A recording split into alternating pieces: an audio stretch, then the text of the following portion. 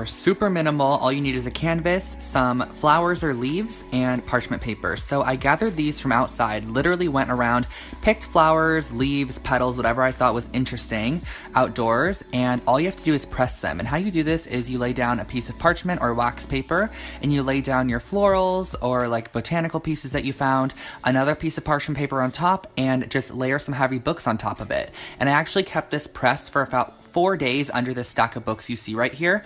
And once they were all completely pressed, they looked like this. And this is how they're going to look, and they're actually going to retain the shape and color, which is extremely nice. You basically pressed all of the life out of them, and this is what they look like now. So I layered them on my canvas, found out where I wanted to place them, and just sort of maneuvered it around for a while and found out I love this variation here, glued them down with hot glue, and you are done with your super inexpensive canvas.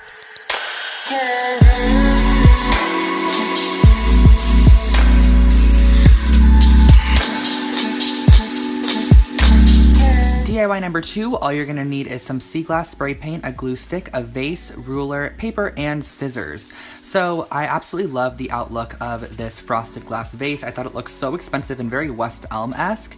And what I did was cut out 2-inch strips from paper and just cut out some triangle masks. And basically, you can cut out any shape you would like out of just regular old printer paper and apply a bit of Elmer's glue stick to the back of that and just let the Elmer's glue stick dry, because once this dries, it actually turns into a slightly tacky but removable masking like piece. It's kind of like a post-it note, if you guys know what that is. It's basically a post-it note. You can put it on there and remove it. So I actually place these down, and wherever the paper is, the spray paint is not going to go on the glass. So I then brought it to a box and sprayed a layer of this Krylon Sea Glass spray paint, which I got at Michael's for about $4 with a coupon code or a coupon, and then you just pull off the little masking pieces and it shows the clear glass through. And I would highly suggest that you also put a mask on the top of it so that the spray paint doesn't get on the inside, but it is removable with acetone, just to let you know.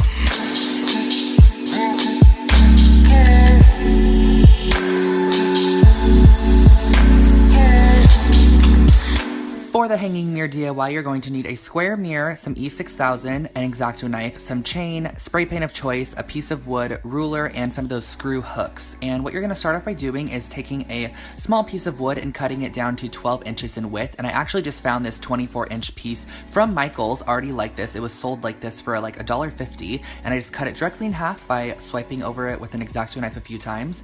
I then proceeded to screw some of these little hooks in that are meant for hanging things on the ceiling or whatever they're meant for.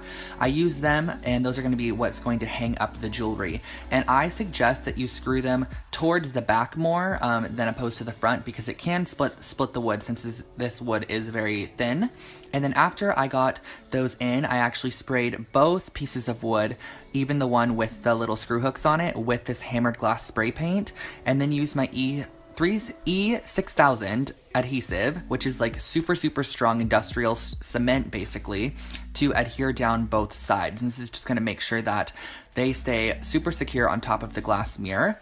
And then I just let that sit for a few minutes, or not a few minutes, I more let it sit for overnight. And then I added on the chain as well, using some big globs of E6000 adhesive, and that basically finishes off your hanging mirror with jewelry holder.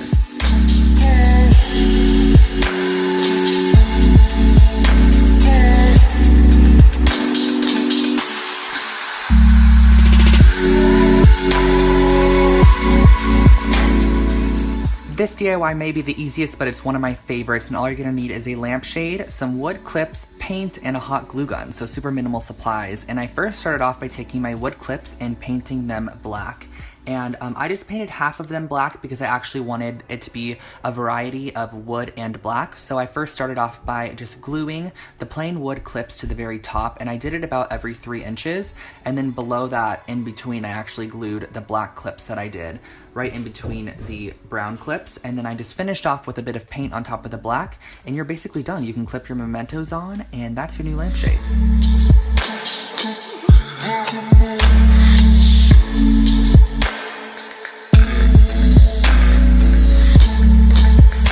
This candle is inspired by the Labo candles, and I'm obsessed. All you need is a tin can, a wick, some old candles, and a hammer. So again, super minimal supplies, and you can reuse your candles, which is amazing. So I started off by taking my jar and literally just hammering it. I hammered it so much with a hammer, it was so much fun. And I just went around the jar, gave it some nicks, and I love the rustic, distressed look of this. I just think it looks so industrial, and it's perfect for my apartment space as well.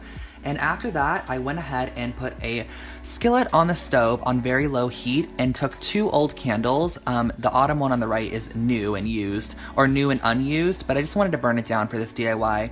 And I actually kept them on the stove for about 25 minutes until they melted down to wax basically, and I pulled out the old wicks, and then basically all you're going to have to do is take them off the heat, let them sit for about 10 minutes so they're not blazing hot, and glue your wick down on the inside of your hammered container, and then simply pour the wax in. And I suggest doing this over the top of a surface where if wax gets on it, it's not a big deal.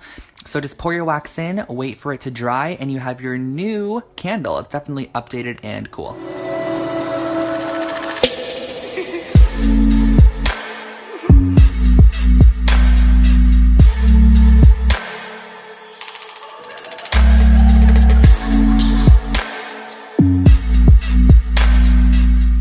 Let's get into this wall hanging, and all you're going to need is some wood dowels, yarn, parchment paper, paint, and a hot glue gun. So I first started off with these wood dowels, which I found at Michael's for about $3. They're just like toothpicks without the points. And the nice thing about gluing on top of parchment paper is that the hot glue peels off instantly. It doesn't stick at all. So you can glue on top of it, create shapes, and then pull them off later. So I actually created these hexagon shapes using these small wooden dowels, and I created 2 hexagons that were smaller or just like hexagon shapes themselves. And then I created a larger centerpiece that was actually 3 hexagons connected. And a cool little tip for you guys is you can actually burn down those weld points with the tip of your hot glue gun. So if you do need to like melt that down or make it look smoother or anything, if you added too much glue, use the tip to melt it down. And this is the center point right here, this like triple hexagon shape. And then all you're gonna need to do is take a bit of string, yarn, whatever you wanted to use to attach, and attach your shapes together, and you really have your brand new wall mobile hanging. And I think this would look so cool on a window, on a mirror, on a wall, anywhere you wanna add a little bit of extra decor. I also forgot to mention that I actually kept it plain wood over the black paint that I was originally gonna do because I liked the wood look much better.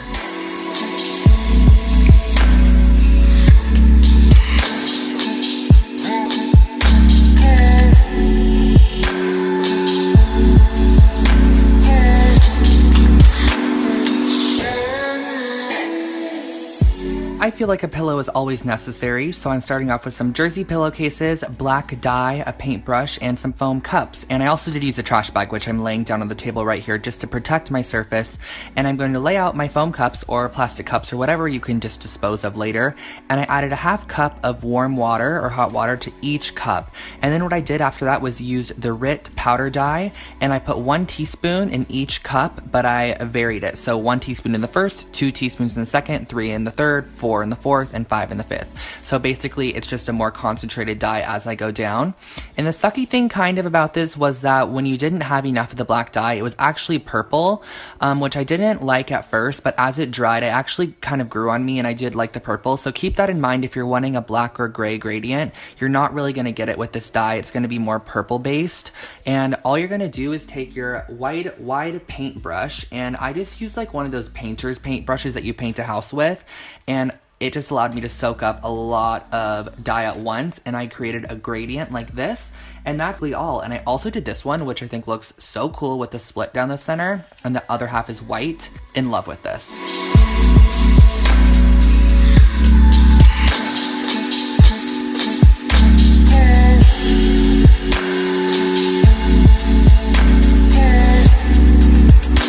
Would you believe me if I told you these coasters costed under $2 to make, and all you're gonna need is some foam core, some pleather fabric, scissors, an X-Acto knife, ruler, and E6000 adhesive. So you're first gonna start off by taking your foam board, and this is literally like that project board you use for science projects, and it's a foam-based one, and you're gonna cut them into 4 by 4 inch squares. I just found that this was the nicest size for a coaster.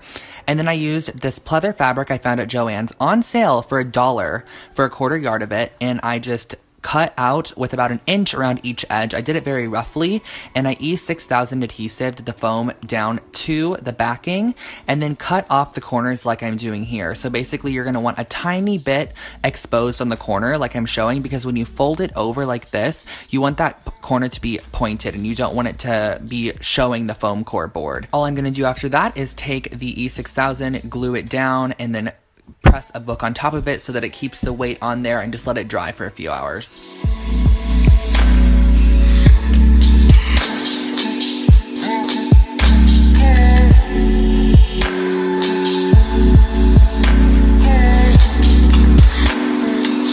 Supplies for this rustic bowl are so simple. All you're gonna need is a glass bowl, some air dry clay, paint, and a paintbrush.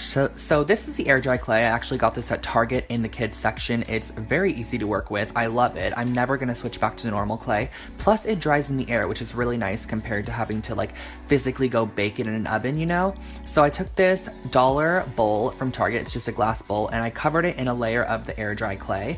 And once you have your full layer on, I used a little bit of water on my fingertips to just smooth the surface. And I actually learned this in a ceramics class I took in high school, so it's coming in handy right now. But you can just use a little bit of water, it smooths down the surface, and it makes all cracks disappear and just everything just kind of meld a little bit better. And then I used a small piece of parchment paper and a heavy object to create a new bottom for this bowl.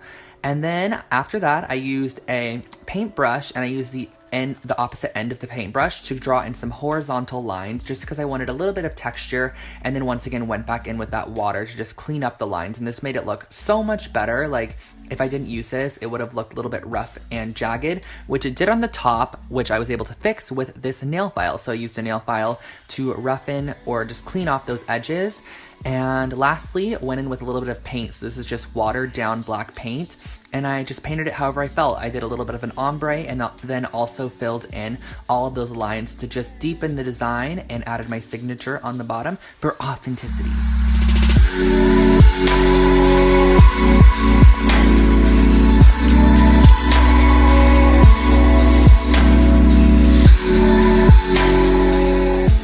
Gotta save one of my favorites for last, and all you're gonna need for this is some more foam core, an album, E6000, black cord, an X-Acto knife, and your ruler. So what you're gonna start off by doing is measuring out two 14 by 14 inch squares on your foam board. And keep in mind, this foam board is literally from the Dollar Tree, so super inexpensive. And after you cut out your 14 by 14 squares, on one of them, you're going to cut a window out. And how I did this was measured in 1 1/4 inches on all edges, and then cut out the square it created in the center, which you can see me doing right now. That will create the window, which you're gonna see the album through.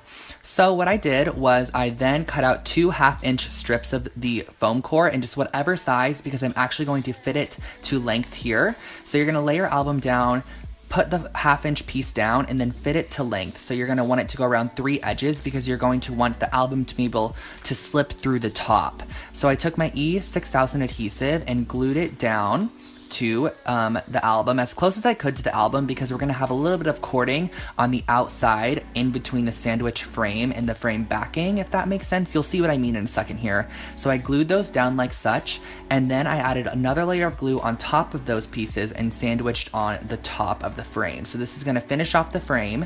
You can slip your album in, the black cord goes all the way around, and you tie it in a knot, you hang it on the wall, and this was like a $2 album frame, which I am totally obsessed with. You can customize it however you'd like as well.